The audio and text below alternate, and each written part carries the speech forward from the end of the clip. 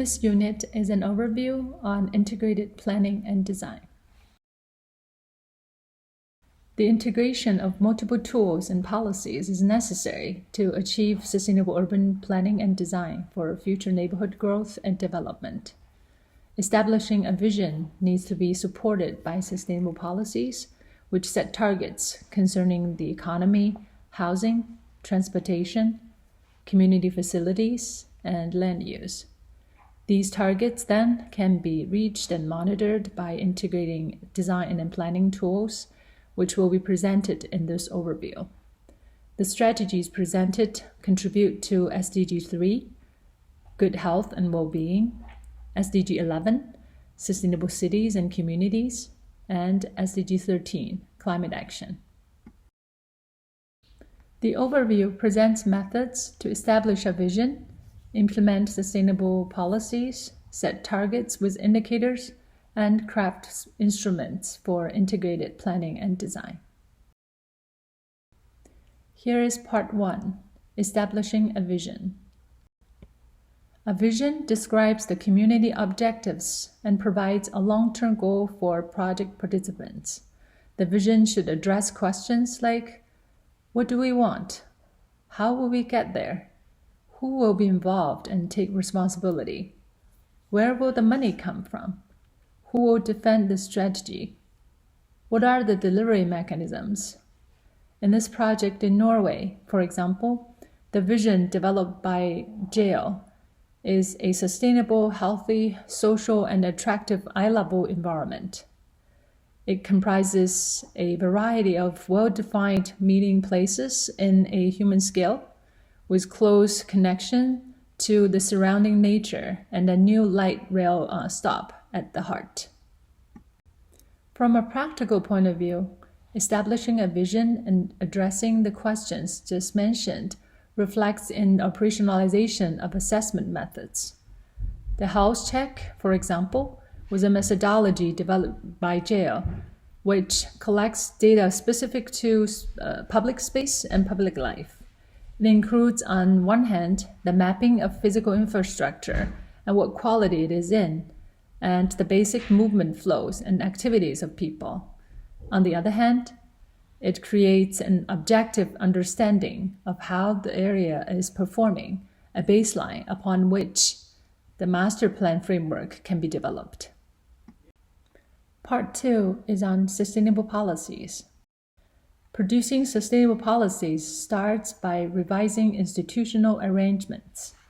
This is necessary to overcome existing barriers and to provide an attractive physical urban environment. Well-designed institutional arrangements can be roughly classified into 3 categories. The first type aims at stimulating market transactions by individual stakeholders. This includes, for instance, instruments to encourage transfer of property rights. A second category aims at implementing hierarchical coordination by public organizations, as provided, for instance, by regulatory instruments.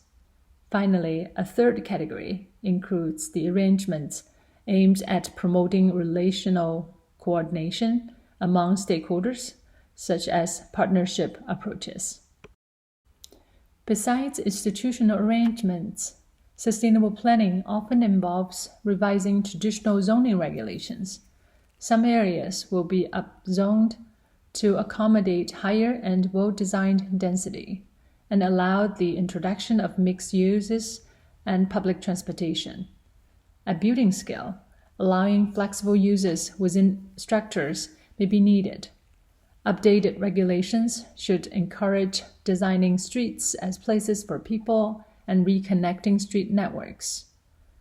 These plans show the sharp contrast between conventional single-use zoning and a regulatory rezoning plan based on maximum flexibility and mix of uses. Finally, sustainable and resilient policies can encourage communities to consider a broader range of important issues that are often omitted in traditional planning, such as resource preservation, nature-based solutions, local business development, and community health and well-being.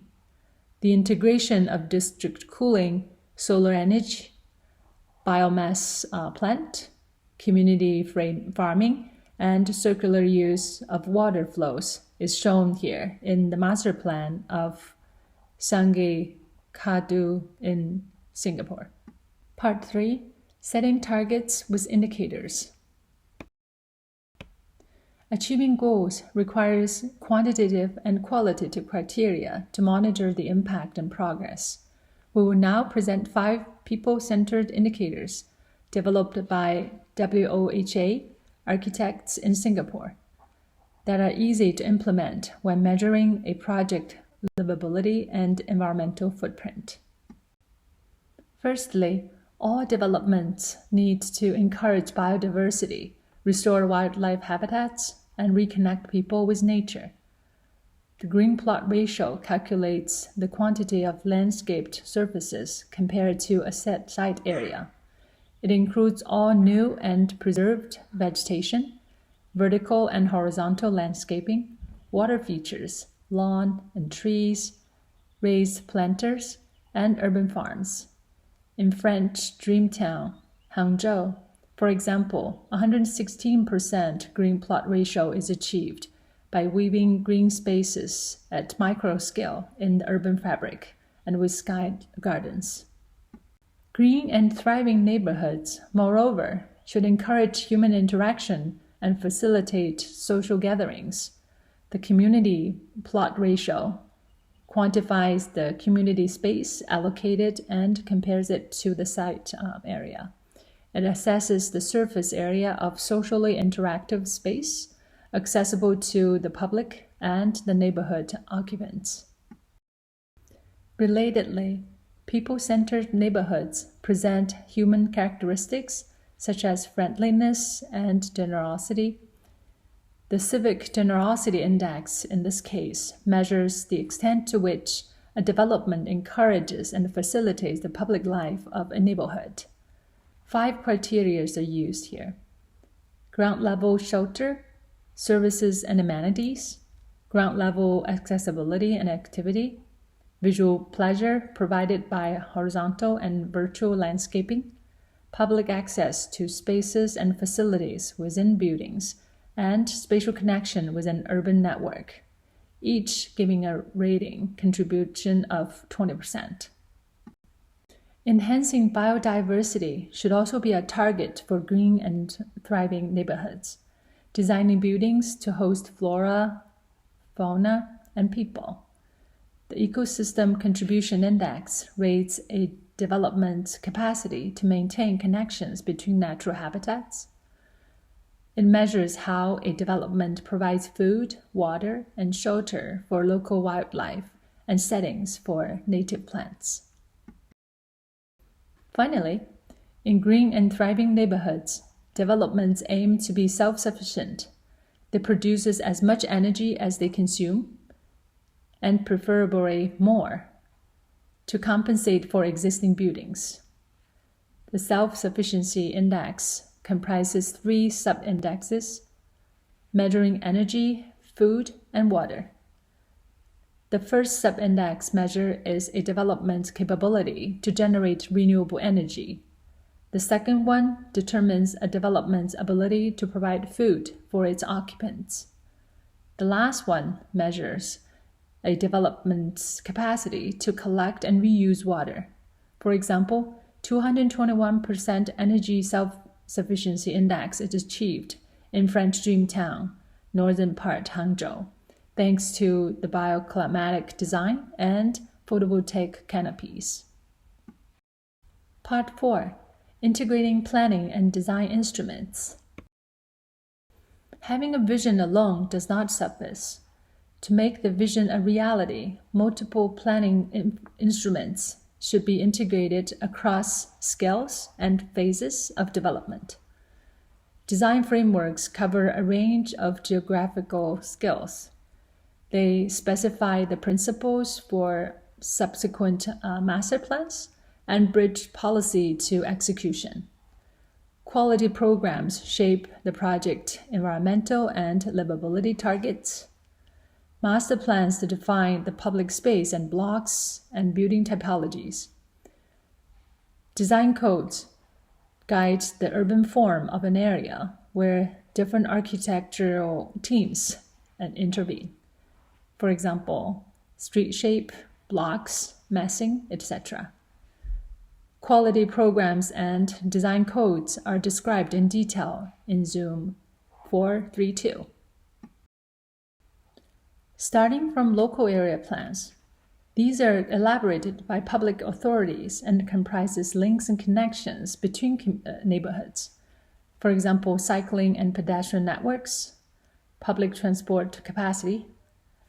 They define appropriate density levels, keeping in mind size, location, and public realm. They specify greening to protect and enhance biodiversity and green infrastructure. They consider climate change adaptation, including avoidance of natural hazards, for example, flood risk. They include housing provision and affordable options. They outline a sequential approach to phasing. For example, the official master plan for the Hammarby Sjöstad is divided into 12 sub-districts. For consistency, the design authority for the plan is the responsibility of the urban planning department and not of the private architecture firms acting as temporary consultants. At a greater scale, instead, master plans can be developed into two parts. A public space strategic framework analyzes existing physical conditions of the site to inform potential public spaces and street hierarchies. Typology studies identify and define what block and building typologies can best deliver the desired public life, meet present and future market demands for housing, and help improve the diversity and quality of public spaces. Following, we elaborate on each of the tools just described. A public space strategic framework organizes a master plan with a networked public realm. The public realm is the setting for the life of the city. Encompassing streets, squares, and gardens, it represents about half of the urban land. It unites the city, neighborhoods, and rural, marine, and mountainous landscape with an understanding and utilization of the site's unique ecology. An example is the Huicharaba district, Santiago, Chile, where, after analyzing the elements of the site, the public space plan makes the landscape the base of the master plan. Relatedly, a legible and structured neighborhoods connects public space and built form with an edge, a crossing main street, an internal loop, a hard plaza, a park. In this project in Santiago, Chile, each neighborhood special program integrates the mountain edge within it, providing unique purpose and identity points. These include food, technology, recreation, culture, education, and health programming. Once connected through the structure of the neighborhood, sustainable public realm is designed with an identifiable and unique shape. It flows continuously. In contemporary projects like in Roma Noli map, from parks and squares to the interior of urban blocks. Finally, a connected street network ensures excellent links to the public transport, bike lanes, nature, parks, and waterways within the neighborhood and the city.